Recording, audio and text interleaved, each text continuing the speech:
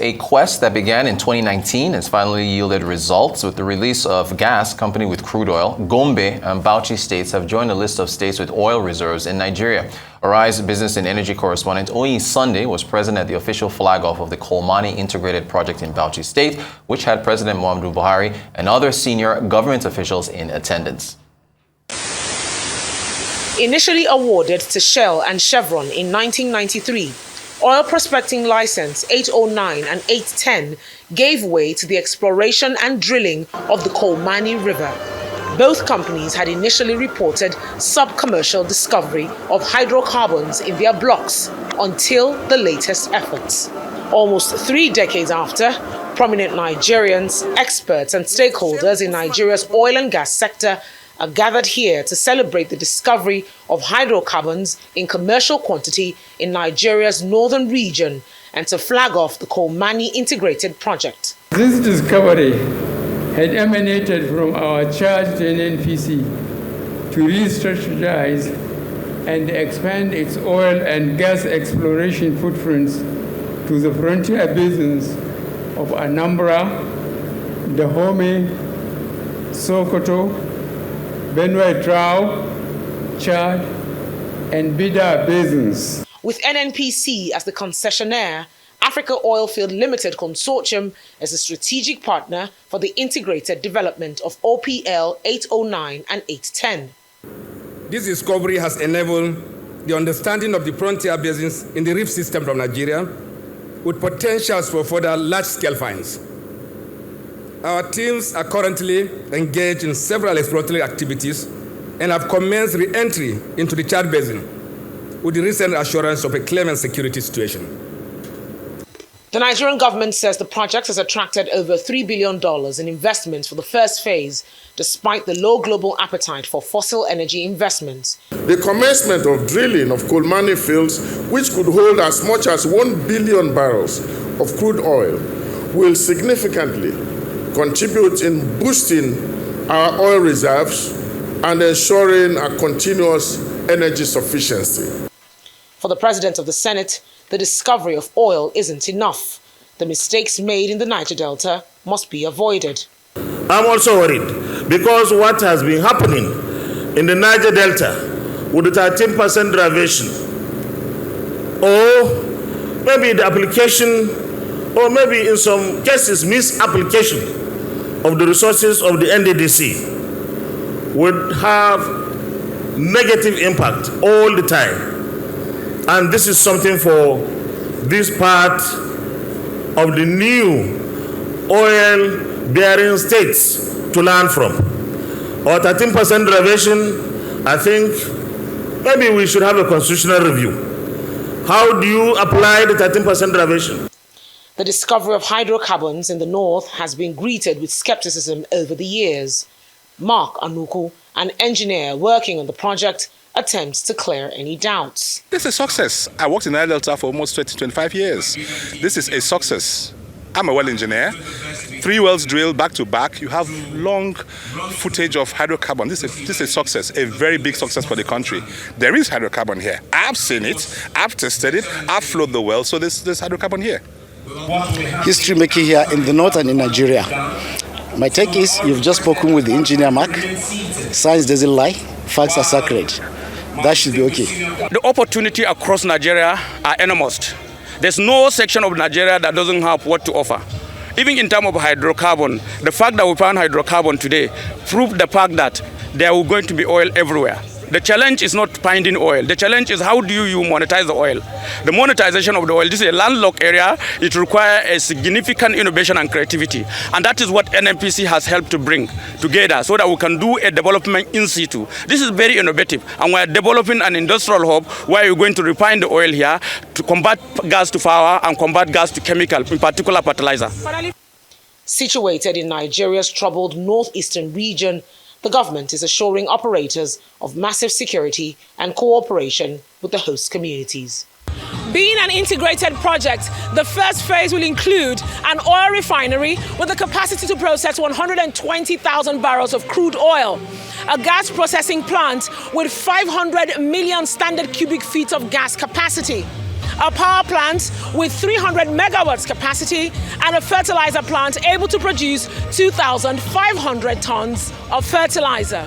From Kolmani in Bauchi State, Onyi Sunday, Arise News.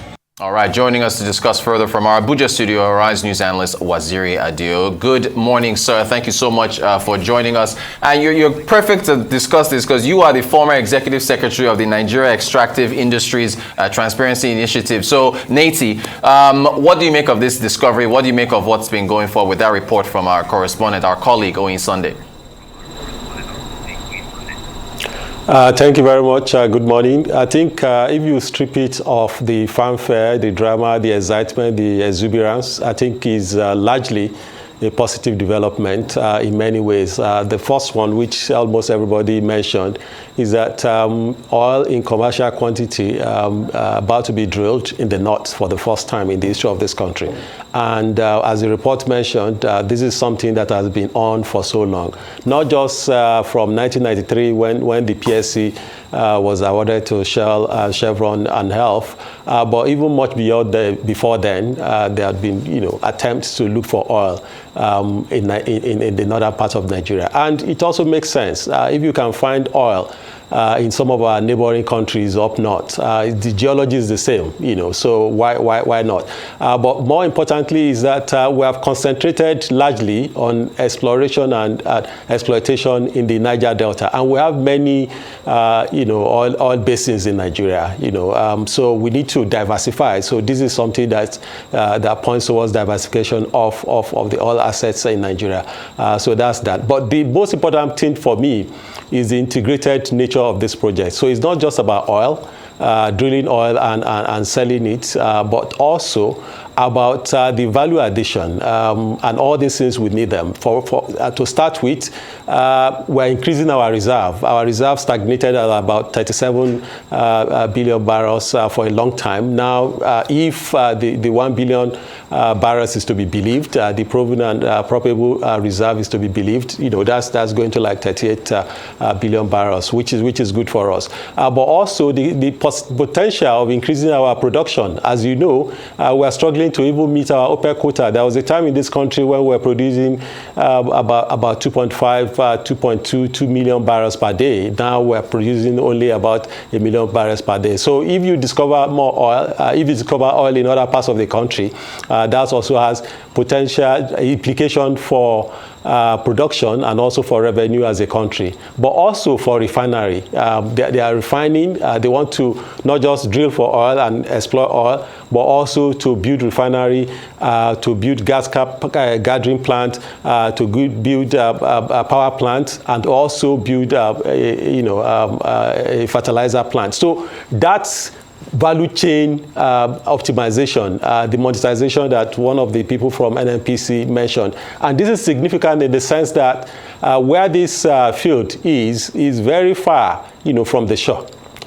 So the only way you can make it make sense is to make sure that you can utilize it where it is and you can build a hub around it. So by and large, this is positive development for Nigeria. Some people might argue that it's coming a bit late at a time when oil is having like its last hurrah, and when the whole world is talking about energy transition and transition away from fossil fuel. But if you think about how we can use this to solve urgent national problem in terms of we need all the revenues that we can get. We need to increase our self-sufficiency in terms of white fuel, in terms of refined petroleum products. We also need to generate as much power as we can, and also the issue about fertilizer, and all of that. So by and large, if we're able to bring this to fruition, is something to celebrate, and all the people who are part of this deserve a lot of commendation. But at the same time, there are still a few question marks. It is not necessarily like you walk into a room and you switch out the light. So it's oil exploration is more tricky than that. So this is something that we should watch down the line, and hopefully in the next few years, the fruit of this will come to the fore. And also, this would kind of incentivize exploration in other basins that we have across the country. Thank you so much, Waziri. In that special report from Oyin Sunday, we heard Senate President Ahmad Lawal say that the 13% derivation allocation may need constitutional review. He kind of tiptoed around it. Is that a sign of trouble ahead based on, I guess, the history from the Niger Delta? Well, I think maybe that didn't come out well. What I guess he was talking about is that we need to temper the excitement. And I'm sure, we're all familiar with this concept of resource costs. Ordinarily, when you discover a resource, natural resource like oil, it should translate to prosperity for the people of that area and for the country. But there's enough empirical evidence within and outside the country, in the literature and on ground, to show that it's not necessarily so, to the extent that people now talk about oil costs. And we don't need to go too far. Look at what is happening in the Niger Delta. And what I think he was talking about is that despite even all the special way of trying to compensate the people of the oil-producing area in terms of the negative impact of oil exploration on their environment and their livelihood, it has also not translated, to better life for the people. Whether it's the 30% derivation, whether it's interventionist agencies like NDDC or the Niger Delta, the Niger Delta Ministry, or even Amnesty, that has not really translated to improved quality of life for the people of the Niger Delta. And I think one of the things that many people also mention is that how do we make sure that the mistakes that we made in the Niger Delta, we don't repeat these mistakes in other parts of the country where we discover not just oil, but natural resources. Thanks. Just about a minute to go. Briefly, if you can, a number of newspapers are running with the headline from President Buhari that this project has attracted $3 billion. Can we take that figure at face value when you look at how much FDI came into the country last year, and I guess the capacity of the partners that have been involved here to be able to put these funds together? I think my sense of it is this. When the president mentioned $3 billion, and I think other people also mentioned it, I don't necessarily think that is money on the table now, right? Maybe this is money that will come in, along the line. So that's my reading of it. Some of the partners I know of Sterling they produce about 50,000 barrels per day. Is one of solid companies around, and I don't doubt their capacity. But let's see how it goes. In terms of the money, there are many questions that people should ask, and maybe the NNPC and its partners should also be more transparent about this. When they talk about the proven reserve, they need to. It's not just about, we have 1 billion on the basis of what, and is this something that has been verified by a third party? The same thing about the investment. But by and large, I don't think we should worry too much about how much money is involved, and all of that. Is to see, to follow the process to ensure that this process is brought to fruition. The oil can be drilled, the gas can be processed, the power plant can be established and can start, serve the people of the area. The fertilizer plant, the refinery can be built, and all of that. So those are the things that we need to watch very closely. There are people who have asked questions about whether this is coming too close to the election, why the president is doing this again when he did that in 2019. My sense is that, yes, you cannot take politics away from what politicians do. I think we should look beyond that. And also, what the president commissioned in 2019 was the commencement of the drilling. What he did yesterday is about the integrated package, which I think is quite novel, and I think is something that is worth celebrating. Waziri Adio, RI's news analyst, a pleasure having you, sir. Thank you so much for joining us to talk about this groundbreaking announcement from the federal government.